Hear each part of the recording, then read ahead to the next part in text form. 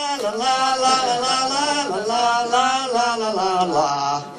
Yes, we love that part too, don't we? Yes, we do. Absolutely. In fact, I remember that when Victor came from San Diego, and he takes the bus here, and he is developmentally slow, but he's like the Rain Man. He just like, you know, there's a real brilliance inside of him. And he goes, I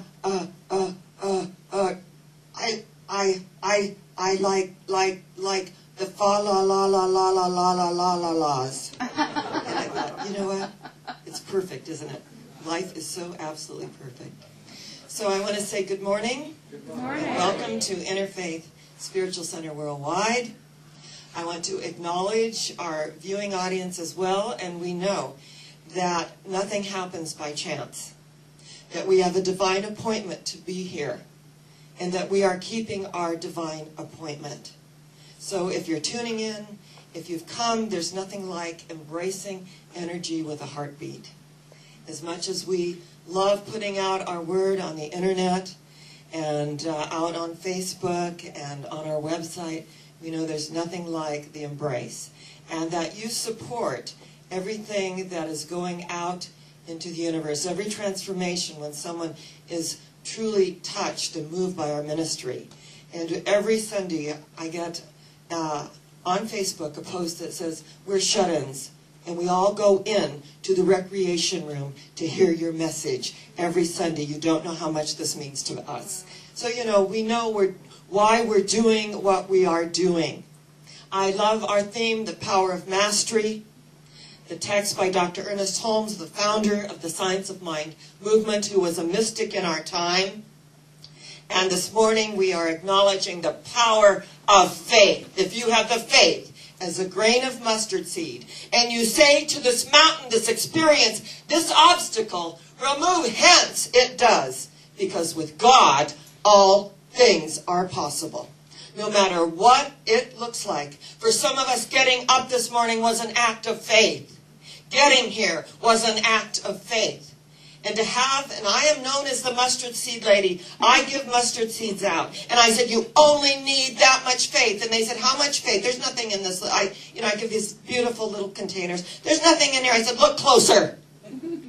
Well, there's some little seed.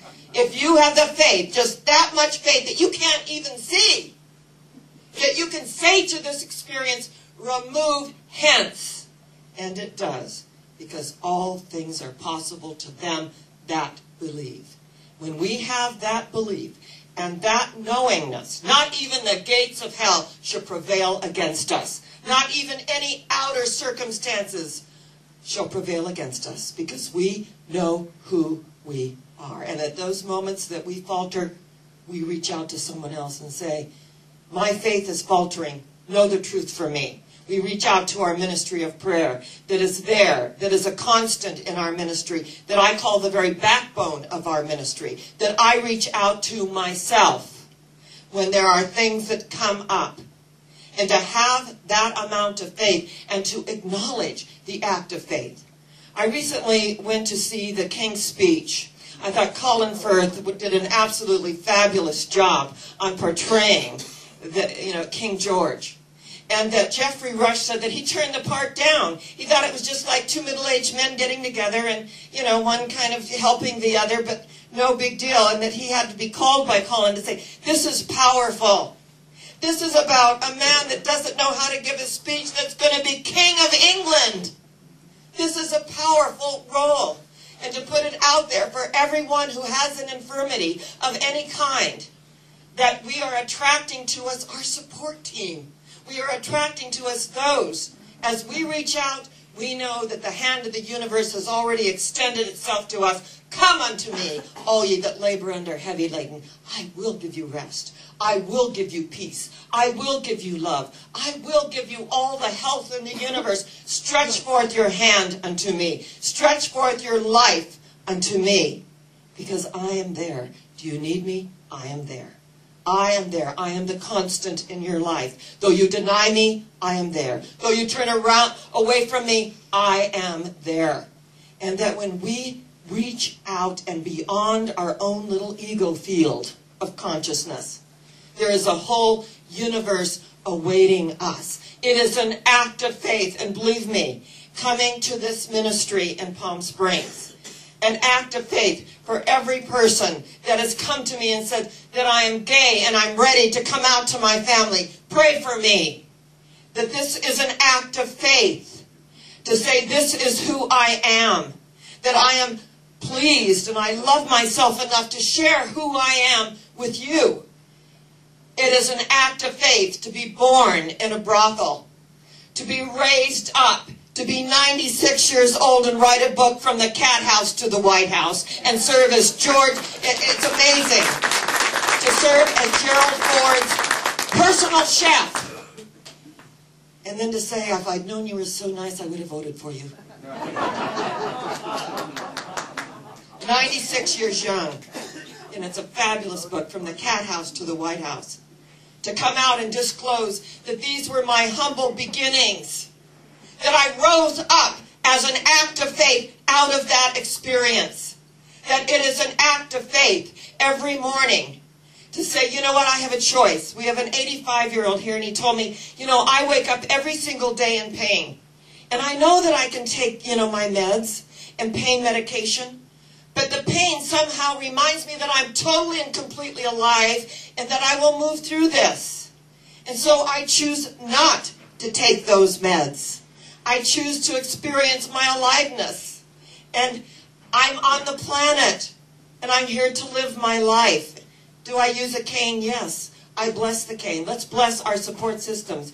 We are not against doctors. We bless doctors. They are divinely guided. We bless all the healing arts. They are divinely guided. But Ernest Holmes said, we go to the great healer. With a healer within, there is always a doctor in the house. A doctor within us. As we speak our word as one having authority. When the centurion came to Jesus and he said, you know, my servant is very, very ill. Please, we need you to say a prayer. Can you imagine this kind of faith? We need you to say a prayer. And Jesus said, I will go to him. And the centurion said, no, just speak your word. Jesus said, no greater faith have I ever seen in all of Israel. That you believe that much, that I can speak my word for this servant far away. And you know that he will be healed, and he was. We have the power and the presence of spiritual mind treatment. So Ernest Holmes felt uncomfortable with the word prayer because he felt it was so many people came from fundamentalism that begged, bargained, and beseeched a reluctant anthropomorphic God. We believe in an energy. We believe in a law of the universe, but we also believe in a loving presence that is ever with us. Lo, I am with thee always, even unto the ends of the earth. The end of the earth.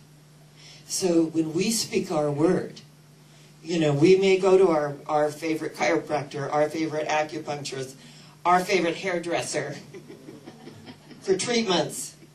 But we go to God for the ultimate treatment and to realizing that whatever has shown up in my life at this moment, that this can be healed. That there is a power in the universe greater than I am. And guess what? We can use it. It is there and it's available. This isn't just a little exercise that we do on Sunday morning. This is something that we come together to have a spiritual experience and to be with a community where 2 or 3 are gathered together in my name. There the Holy I Am is there in the midst of them. I loved watching Larry King live last year, and he interviewed Billy Graham.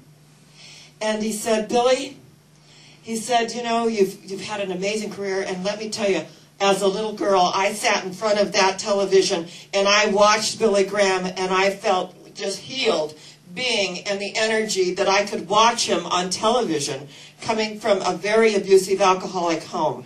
And I could watch this man that told me, God loves you.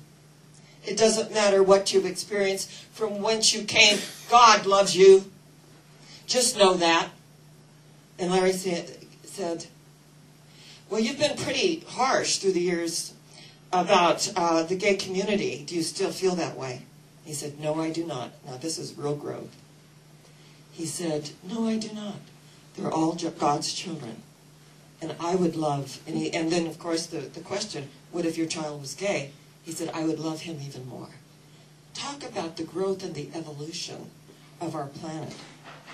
When a fundamentalist, we're like spiritual snobs at times. We are. We are.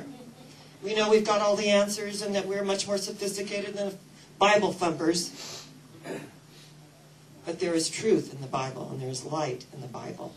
That's why we're teaching the metaphysical interpretation of the Old Testament. That every prophet, every experience, all the energy of Moses leading the children out of Israel, that we all have a Pharaoh in our life, and sometimes we are that Pharaoh. It's called the ego. That it all is the story of life, and to bring it to light so that we understand it rather than turn away from it. And believe me, I've gone into hospitals, and I've had a child of whoever I'm praying over and speaking my word for absolutely insult me in the middle of my prayer. And she said, oh, Dr. Sharron, please say a prayer for me. And I've said, as we go within to the secret place of the Most High, and pray to our Father, Mother, God in secret, we acknowledge that we are rewarded openly by the outward demonstrations of our life. Oh, Father, Mother, God. And have someone say, oh, Mother, what's that about? Interrupting my prayer. And I have just kept on and had scoffing throughout my whole prayer because the child was a fundamentalist Christian, calling themselves a Christian. And when I finished and said, and so it is, I said, I want you to know that I draw the larger circle today. That I do not condemn thee, neither do I condone your behavior. However, just know that Jesus taught love. Love one another as I have loved you. Love your neighbor as yourself.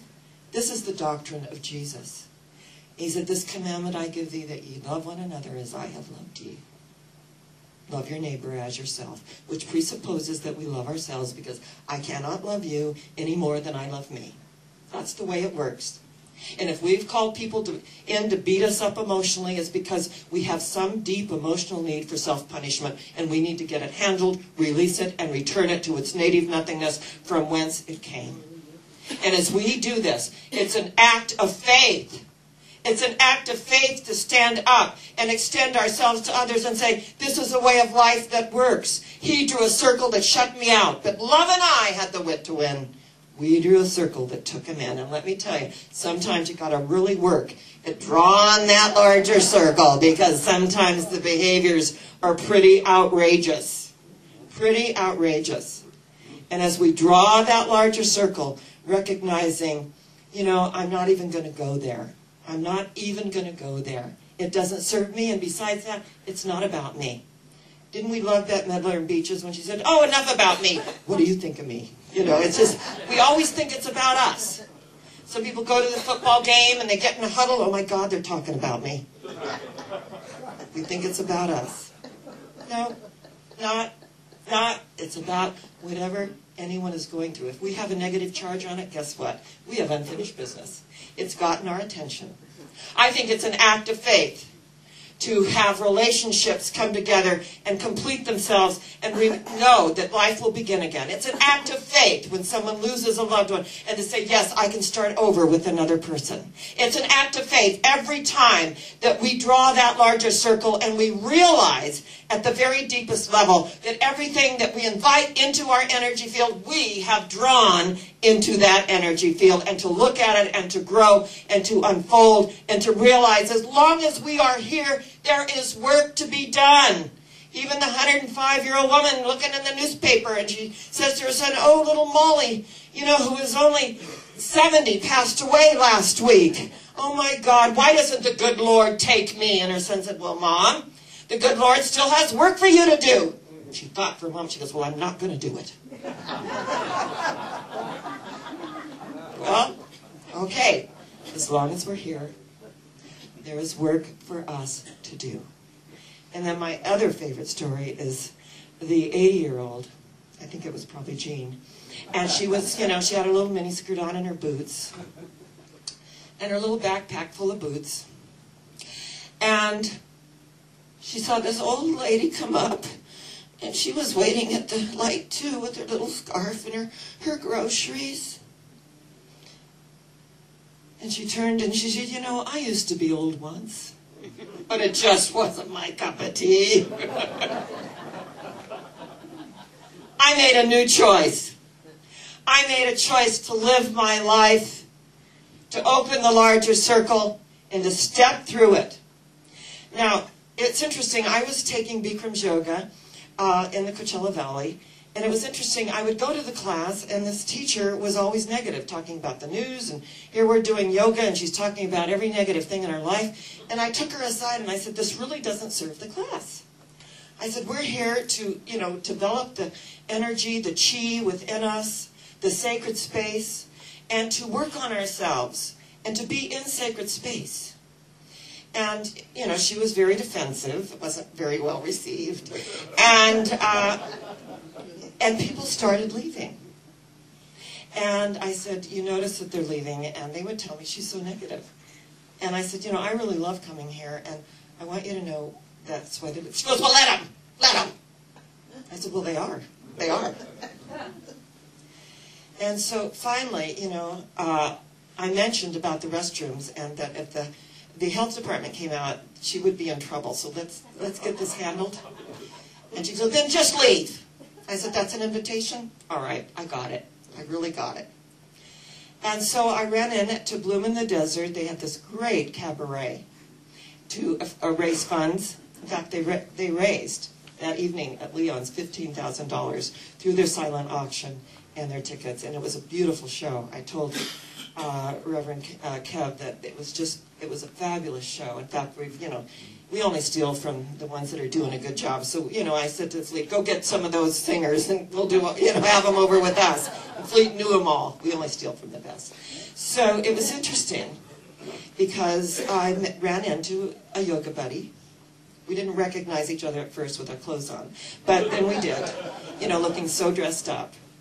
And he said, well, she finally managed to offend her last person, and she had to close last week. I said, well, that's what she was working for with that attitude. There's a book out, have you read it, Life's a Bitch, or You Can Change Your Attitude? Yeah, it's a really good book. So I decided their new yoga studio opened up, and it was straight freeway, longer than Cathedral City, but it took me, longer to get there. And Linda said, you can just go straight down the freeway and probably get there in less time, which I did. Got there in 15 minutes. It was amazing.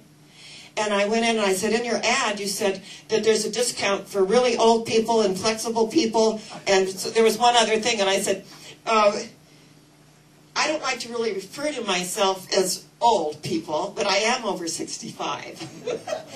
And she said, so am I. I'm 66. I said, so am I. 1944 was a very good year. She goes, well, I'm the teacher.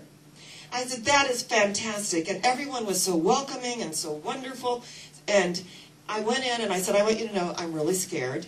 I haven't done Bikrams in a year. And so this is a little scary. But I'm just going to breathe through it. And I'm going to know that this is an act of faith. And, all the young people were, kind of huffing and puffing and laying down. I managed to power through it. I was really feeling it. And I just said, you can do this. This is an act of faith. This is for yourself. This is, to have flexibility on every level in your life. And I arose to that, and I felt so wonderful by the energy and the attitude and the beauty of place. You walk in, there's this great, beautiful painting of Buddha, and you know that there is peace. I saw that Lindsay Wagner is going to be speaking there on April 30th. And I've invited her to come and speak for Interfaith, and she's agreed if we can agree on dates. So everything unfolds in amazing ways. So I want you to know that you being here today is an act of faith. Do you believe that? Yes. Do you believe we're going higher? Yes. And you believe God is our source? Yes. And so it is. God bless you, and I love you.